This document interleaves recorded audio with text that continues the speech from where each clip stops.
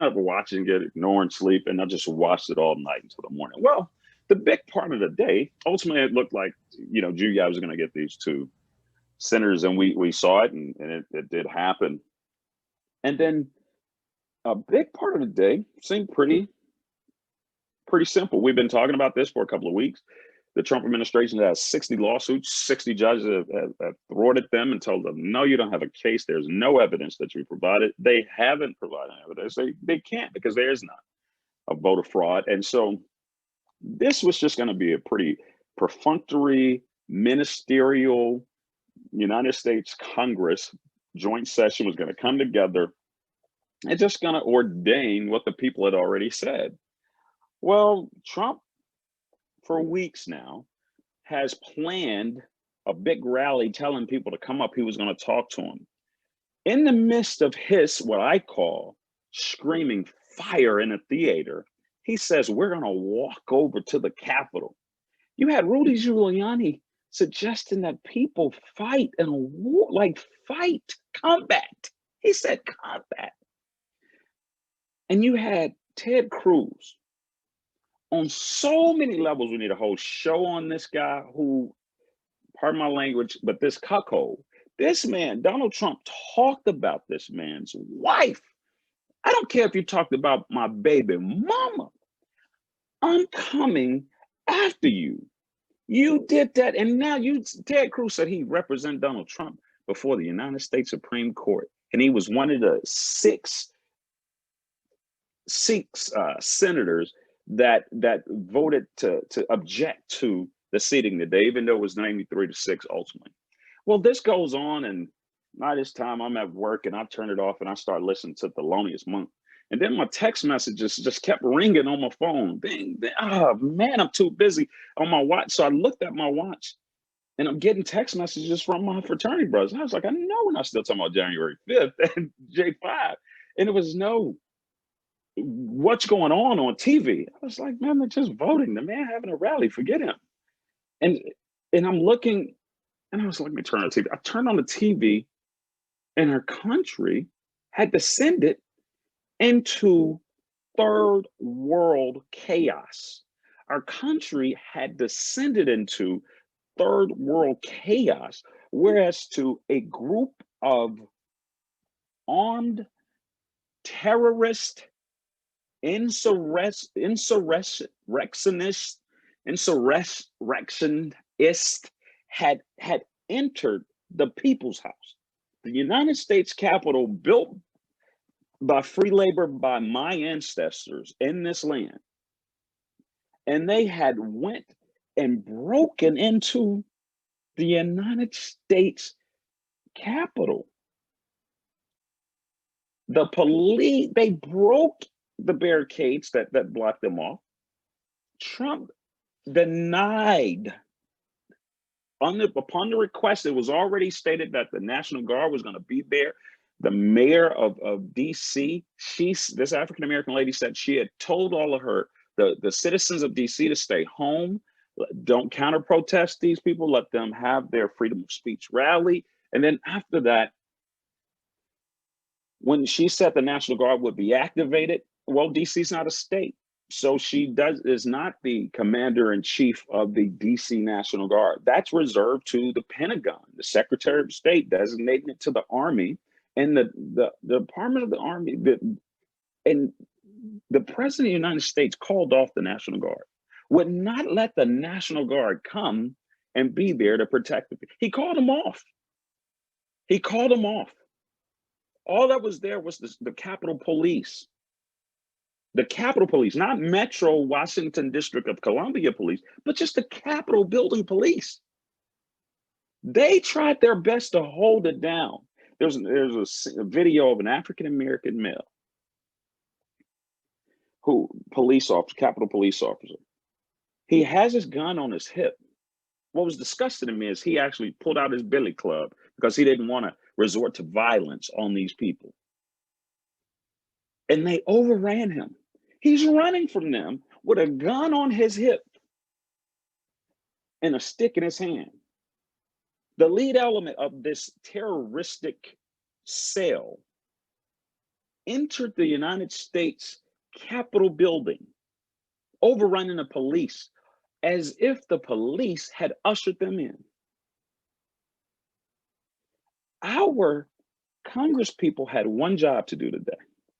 They had a job to simply ministerially ratify President-elect Joe Biden's victory. The people had already spoken. And you had a senator who's currently the youngest, Ossoff is going to replace him, Josh Hawley from Missouri. And today his newspaper, his home newspaper, said he is a traitor, committed treason today. Right before all of these monsters entered the United States Capitol, Joshua David Hawley raised his fists in solidarity to them, as if he was saying some sort of freedom fighter, as if he was saying we're being so oppressed.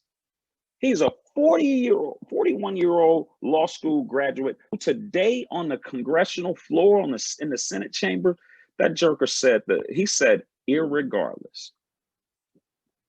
Maybe he should go to an HBCU. This is because we don't get to use words like irregardless. He learned that at Yale Law School, no doubt. And the scenes playing out today in real time, I couldn't stop watching it. I couldn't stop communicating about it. I'm talking with other African Americans, and we always try to find a bit of levity in all situations. One person, Douglas Robinson, he posted a comment saying, what are some things that were more secure today than the US Capitol? And people would jump in on the gag and start saying things like, using a Cheeto to secure the door latch is safer than the US Capitol. People were saying your boy's passcode to his phone is more secure than the US Capitol building. Anything we found, that extra plate of potato salad, your auntie's potato salad at a Thanksgiving dinner is more secure with that foil on that plate than the US Capitol. And one of the things that came from that was so important that we watched our US Congress, Senate and House of Representatives being laid on the floor, crawling and running and crawling in cubby holes, fearing for their life, building barricades into corners, while monsters, Dr. Tarver, roamed the United States Capitol rotunda. They walked around. One monster even started taking these amazing historic relics off the wall, donned it like he was some sort of weird Viking.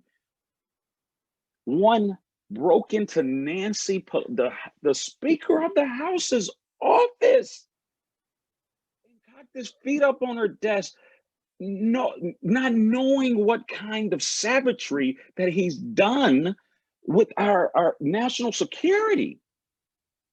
There's probably all kinds of top secret stuff that she had in her office that this monster has violated that. One of these monsters even sat in the seat in which the president of the Senate, the vice president of the United States, was supposed to perform this ministerial duty. They were all rushed out of there and taken to Fort McNair, Washington, which sits on a hill. It's an army base that sits on a hill by the Iwo Jima. If you've ever been to DC and you see Iwo Jima Monument, and it's right on the outside of Arlington National Cemetery. It's like Crystal City. It's on a big, beautiful hill. And they were all ushered over to Fort McNair, and Fort McNair, in order to make these. It's a DC army base that they all ushered all these congressmen to. The thing that gets me about this violence is that the world thought, well, we got them. America has descended into chaos. America has descended into chaos. The ones who love Trump love him so much they'll do it at the demise of America. This is the first republic that was created, even though Lord knows it's nowhere near perfect. Even though that this Republican experiment that we've created is nowhere near perfect. This experiment was the first the first republic created since the fall of the Roman Empire. The first Republican government created, democratic elected republic, first one created since the Roman era. We're the oldest current living democracy on earth. And these thugs wanted to descend into chaos. It was amazing that today is the anniversary. January 6th is the anniversary of us using force to kill Iranian general. So Iran vowed to attack America today. They said they were going to fly. A message was caught by air traffic controllers where Iran had said that they were going to fly a plane into the US Capitol today. So while we were looking up, they got us under. They used internet, they used Twitter, they used all of these social media sites, and they organized and planned right in our face at the beck and call of the monster in chief. Donald Trump today ordained, along with Ted Cruz and Joshua David Hawley from Missouri, they ordained a terrorist attack on America and didn't even have the gall to go in there and fight with their comrades. We don't have to fear Russia. We have to fear Rudy Giuliani. We have to fear Joshua David Hawley. We have to fear Ted Cruz, a man who would defend a man who talked about his wife like a dog. That's who we have to be fearful of. But Russia's still at a loss. China's still at a loss. Iran's still at a loss because tonight they came back and they voted and they agreed to move past this. Now there's work to do. Dr. Tarver, I believe that our country we can't wait 2 more weeks with this man in office. We have to impeach Donald Trump today, post haste. We have to do it right now. And I know this show ain't about that, but there's too many people hurting and reeling and crying. What do our kids, my question to you is, what do we tell our youth? If we got a 17-year-old right now who's considering running for Congress when he's 33, a college kid who may be running for Congress 5 to 10 years from now, what do we tell them when we saw today that if good men do nothing, if we sit idly by, a monster will raise up like Hitler and now Trump? What do we tell our youth about the events that occurred today? I think we tell our youth not to be distracted, because that's what I feel like today was. I feel like today was a distraction to take away from 2 senators being victorious who were Democrat, to take away from the hard work of Stacey Abrams and a team of other people who registered 800,000 Georgians to vote. I mean, I really, I respect your passion and your desire to get Trump out of office. I don't really think that's the priority that our children need to be focusing on. Their focus needs to be making sure that there's not voter suppression laws in place. Their focus needs to be, when it comes time for them to be able to cast their vote, that they choose informed people to be able to vote for, because I think that's ultimately how Trump got in office. So we weren't informed voters. For those of us who voted for him, though that group of people now has a lot of regret, because what they did is they got caught up in the rhetoric and they didn't look at the plan. We've been talking a lot about having a plan, having a timeline, being able to have that effective leadership. Trump didn't have all of those things. Trump had a lot of deals that he made with people. He had money, and he had power, and that is why he was elected. And so that goes to show when you elect someone who is not qualified, then these are the results you're going to get. So that's what we talk to our kids about, making sure that when you vote for people, you don't get caught up in what they're saying. You don't get caught up in the hype of who they pretend to be. You actually do your work, do your due diligence, do your research, and make sure you understand who this person has been in terms of their decision making and leadership, who they have been in terms of how they've run corporations and companies, who they have been in terms of them being bosses of people, how they dealt with their employees, what kind of benefits that they provide. So that's what we tell. We don't get distracted by this temper tantrum that someone is throwing because they refuse to accept the reality that they were not chosen this time. And I think that's what ends up happening is we tell the wrong story. So the story doesn't need to be about about the disrespect that occurred at the Capitol today. The story needs to be about Reverend Warnock and John Ossoff and Stacey Abrams and the people who are going to make sure that we deal with food insecurities and the people that make sure that we deal with disparities in insurance and healthcare and the people that make sure that we're able to get vaccines when we need them and the people that are able to make sure that our schools have adequate resources and funding. So that's the narrative that we need to be talking to our children about. Yeah, I couldn't have said it better myself. I think that is the proper narrative, and I am going to be passionate about it because after serving in this country, this military for in 3 different decades, 23 years, I was able to go all over the world, and as I traveled the world, can you hear me?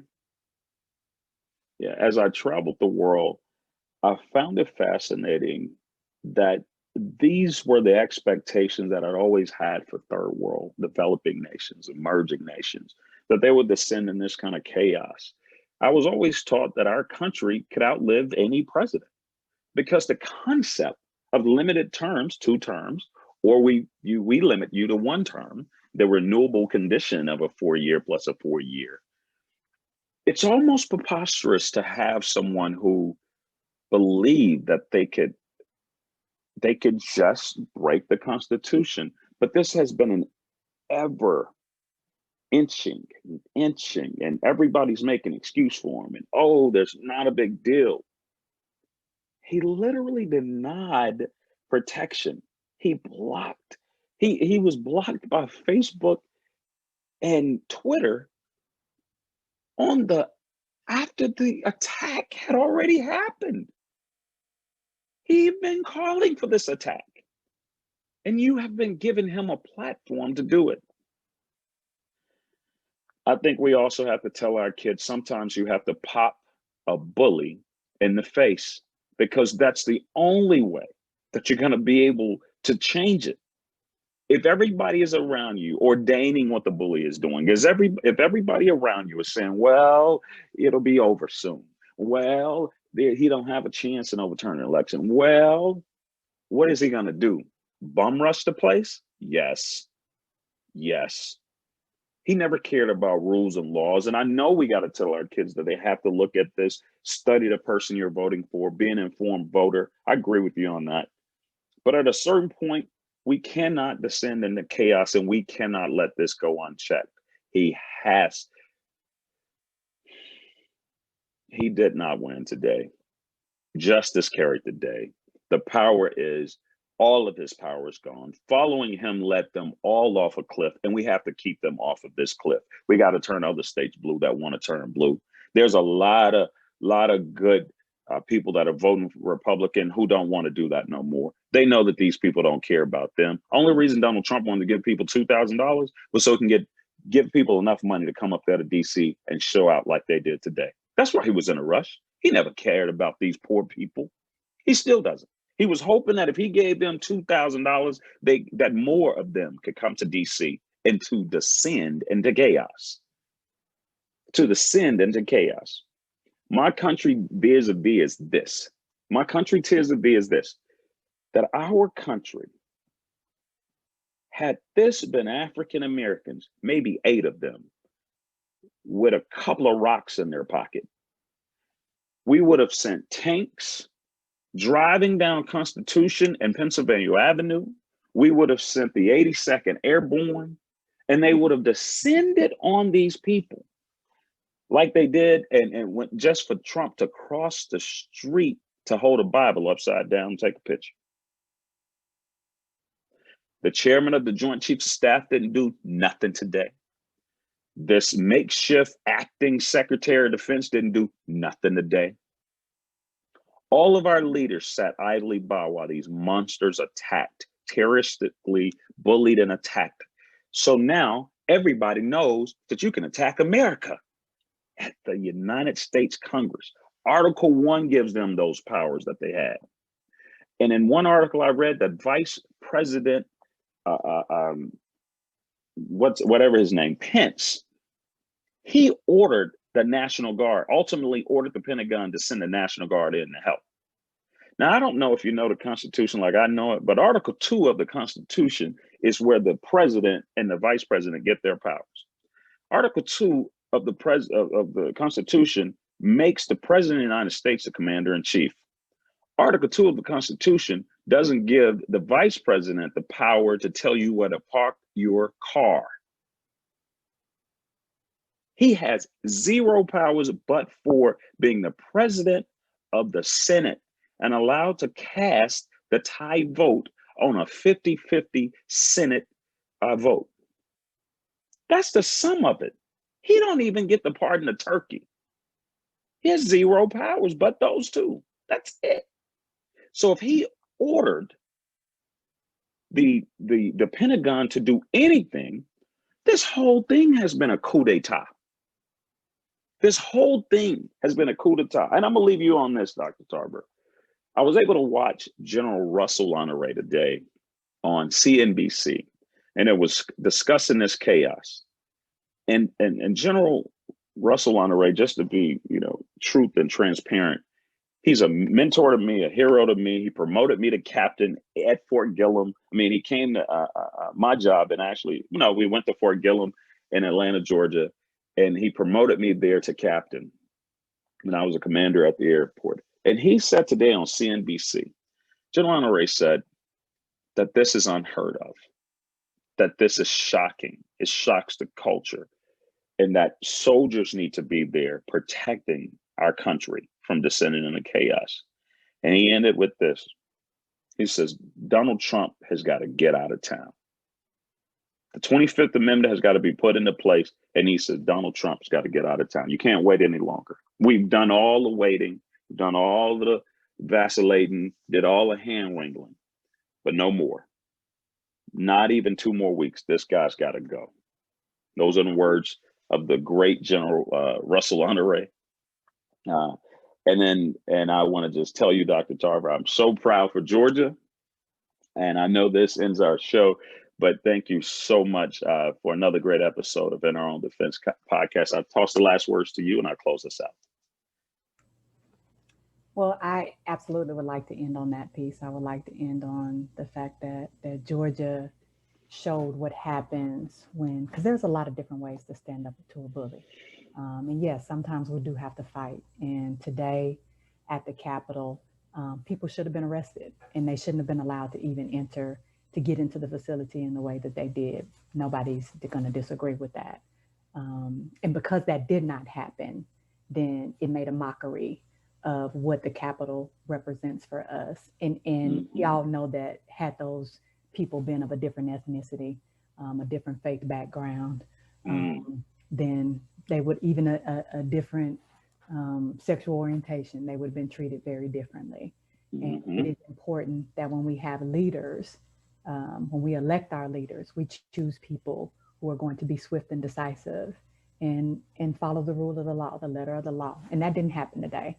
And that, unfortunately, is a miscarriage of justice. And it sends a very mixed signal to people about what's acceptable. But I do know the leadership that is coming into place, whether that is beneficial or not official, would not tolerate that. And that's something that is going to die with this presidency, as it should. But I will say that we also are capable of getting it right. And Georgia got it right. And Mm. so sometimes we have to go through failure. Sometimes we have to not get a chance to have access right when we deserve it in order for us to rise up and be the great eagles and the phoenixes that we are. And that's what happened in Georgia today. And I couldn't be more proud. And neither can I agree with you 100%. I am proud of Georgia. I'm proud of you all. I'm proud of all of Georgia that came together to get this done. I'm proud of the leadership that stood up to this occupant of the 1600 Pennsylvania. And so this concludes this episode of In Our Own Defense podcast. We've been your host, Attorney A.D. Winters and Dr. Dolores Tarver. So if you want to find out more about our show, find us on all social media, In Our Own Defense on Instagram, Gmail, YouTube, Facebook. Just hit us up. This show will be going up tonight. So we thank you so much and have a great day.